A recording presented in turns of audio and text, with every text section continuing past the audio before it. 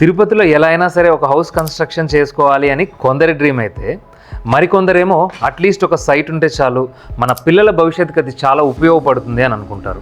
కానీ ఇక్కడ తిరుపతిలో అపార్ట్మెంట్ ఫ్లాట్ కొనాలా లేదంటే ప్లాట్ కొనాలా అని చాలామంది they will be thinking.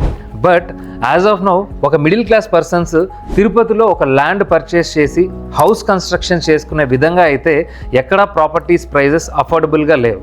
And ఇందులో భాగంగా చాలామంది అపార్ట్మెంట్స్కి డీవియేట్ అవుతూ ఉంటారు. బట్ లాంగ్ టర్మ్లో చూసుకుంటే ఆల్మోస్ట్ ఒక 10 years తర్వాత అపార్ట్మెంట్ రీసేల్ వాల్యూ అనేది డిప్రిషియేషన్లోనే ఉంటుంది.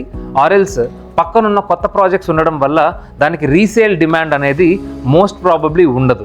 సో మీరు ఫస్ట్ టైం ప్రాపర్టీ బయర్ అయితే మాత్రం just prefer A land which is very near by to Tirupati. అంటే ఇప్పుడు బాగా గ్రో అవుతున్న ఏరియాస్ వచ్చేసరికి ఇటు రేణుగుంట చెక్ పోస్ట్ కానీ, ఇటు చంద్రగిరి దగ్గర కానీ, లేదు అంటే ఇటు విద్యానికేతన్ ఇంటర్నేషనల్ స్కూల్ దగ్గర కానీ ఈ సరౌండింగ్స్లో పర్చేస్ చేసినప్పుడు మీకు అఫోర్డబుల్ ప్లాట్స్ దొరుకుతాయి.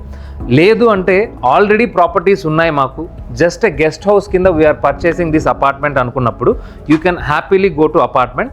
That is also best suggestible.